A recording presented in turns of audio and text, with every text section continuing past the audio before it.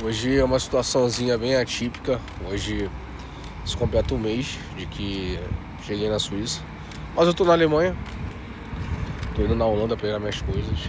Vou fazer aqui um pequeno resumo de um mês, tudo que aconteceu. Aconteceu muita coisa boa, mas também muita coisa ruim.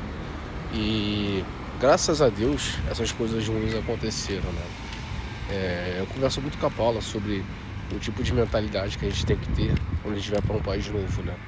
Eu passei por muita coisa sozinho na Holanda. Tive que comer comida do lixo. Quem me acompanha aqui há muito tempo sabe que eu já falei sobre isso. Mas não necessariamente isso teria que acontecer novamente na Suíça. Até porque o tipo de estrutura que nós montamos na Holanda serve para a gente poder usar como base na Suíça. Mas quando o país é novo, a sua estrutura ela tem que ser moldada, estruturada meses antes. Não fazer o que eu fiz.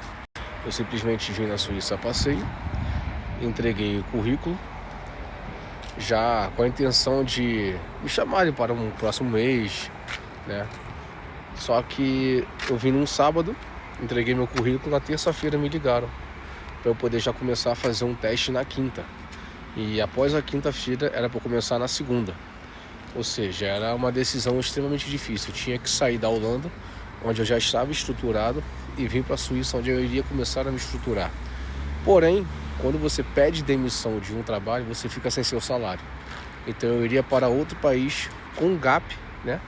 Um gap aí de mais ou menos uns 3 mil euros a menos. E eu falei para Paula, quando eu cheguei na Holanda, que eu cheguei exatamente sem nada, eu aprendi uma coisa que poucas pessoas aprendem quando imigram. Aprendi a me virar. Eu não tenho vergonha de pedir dinheiro emprestado, pedi dinheiro emprestado para várias pessoas, inclusive me emprestaram. Mas a credibilidade que você tem em pedir e em pagar não se resume à estrutura que você vai montar. Você tem que ter um planejamento, porque não adianta eu chegar aqui para você agora que está assistindo esse vídeo, eu te dar 10 mil euros e um passaporte. Você não sabe o que fazer. Quando eu faço as consultorias, é exatamente para te explicar uma direção, um planejamento de 1, 2, 3 anos. Porque não adianta você ter uma informação e você não souber utilizar ela para poder mudar o seu futuro. Então, quando eu cheguei na Suíça, primeiramente a gente tem que conseguir um registro, né? Só que a informação que nós tínhamos era que o mínimo de aluguel que você poderia ter eram de 3 meses. Então, além da gente estar ganhando em euro e ter que pagar em franco, nós teríamos que pagar um adiantamento de 3 meses de salário, ainda tendo o nosso contrato na Holanda. Ou seja, nós teríamos que pagar 5 aluguéis.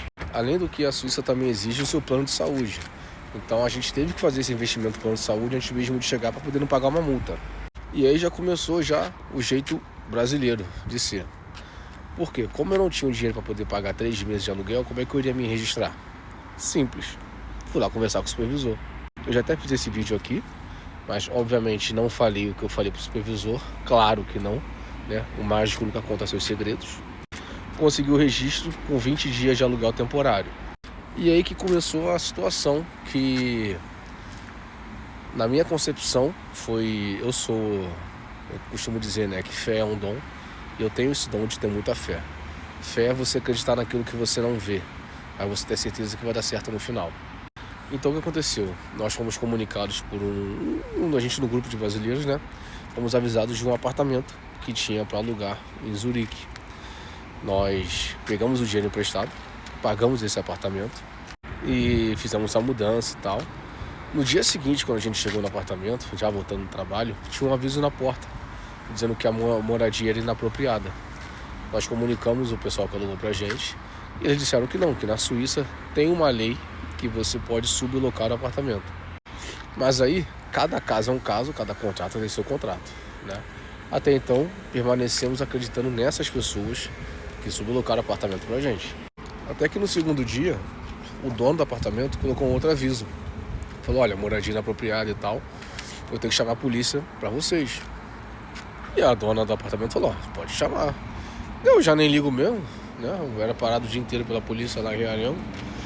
Até que no dia seguinte a polícia chegou. Só que eu já estava registrado no apartamento. E aí começou uma discussão. Se o apartamento não pode ser sublocado, se está ilegal, como é que eu tenho autorização da prefeitura para poder me registrar aqui? E o policial também não entendeu, eu tampouco, estou chegando agora. E o dono do apartamento falou que esse registro também não era válido. Mas o policial validou o meu registro, até porque é um documento oficial carimbado. E depois o dono disse que a permanência ali teria que ser feito um contrato e o contrato teria que ser validado por ele. Aí é que está o meu erro. Eu entrei no apartamento e a dona disse que em questão de alguns dias voltaria com o contrato, que ela iria fazer o contrato no escritório de advocacia. Eu acreditei e o contrato nunca chegou.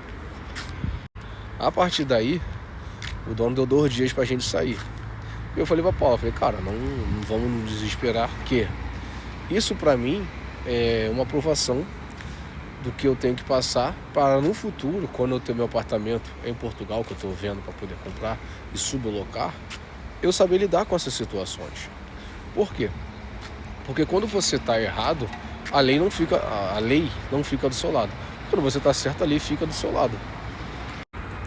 Então, nós contatamos uma imobiliária que tem uma brasileira trabalhando, expliquei para ela toda a situação e ela falou, cara, eu tenho um apartamento para você entrar segunda-feira. Um apartamento novo, não tem muita coisa, estão fazendo obra ainda. Eu falei, mano, pra mim não importa. Aceitamos a oferta. Ontem, quando fomos pegar as coisas no apartamento, tava a polícia lá esperando a gente. A polícia lá esperando a gente para poder ter certeza de que a gente iria sair. Só que, nesse nervosismo todo, eu acabei perdendo a chave.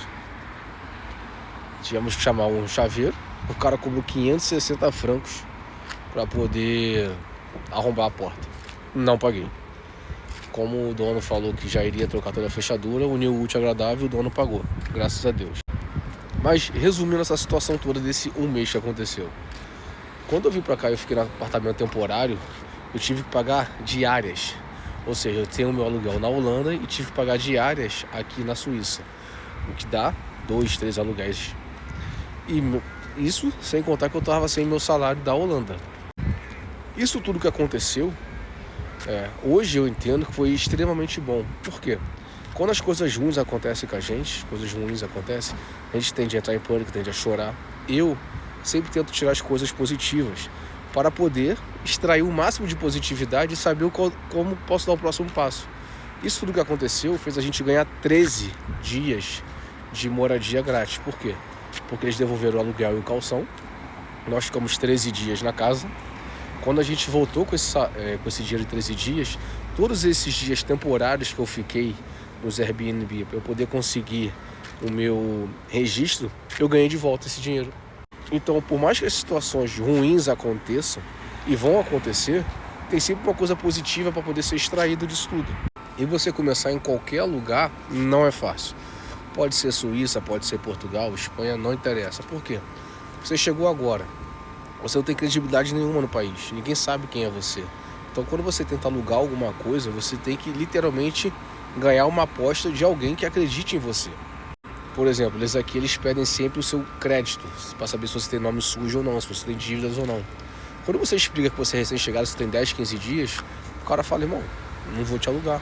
E aconteceu isso centenas de vezes com a gente, porque a gente mandava inscrições nos sites, eles só respondiam isso e alguns nem respondiam.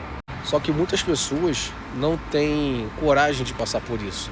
Ou então acha que simplesmente você vai para a Europa e o dinheiro cai do céu. E não é. Eu recentemente fiz até uma vaquinha para poder conseguir comprar uma GoPro, para poder fazer essas filmagens que eu faço. Eu fui escorraçado por algumas pessoas porque acham que eu moro na Suíça. A minha vida tava milionário, né? Esses tipos de situações acontecem, elas vão acontecer. E se não aconteceram ainda, pode ter certeza que vai acontecer com você. Só que nesse momento você tem que decidir o quanto forte mental você tem que ser para você poder extrair as coisas positivas mediante ao caos que vai estar na sua vida. Porque independente de tudo que aconteceu, eu vim para cá porque em 3 anos, quase 4 morando na Holanda, eu nunca tive um contrato que eu consegui aqui na Suíça. Em 3 para 4 anos na Holanda, eu nunca tive um contrato de aluguel que eu também consegui aqui na Suíça. Ou seja, eu consegui um contrato ilimitado e um aluguel ilimitado, coisas que em 4 anos na Holanda eu sempre tentei, mas nunca consegui. E esses 2 aspectos dos contratos, né, juntos, eu consigo mandar para Portugal e aumentar meu crédito em Portugal porque eu sou bitributado. Então assim, não é fácil você trocar de país. Eu estou aqui mostrando a realidade nua e crua. E a ideia é mostrar agora como se estruturar cada vez mais.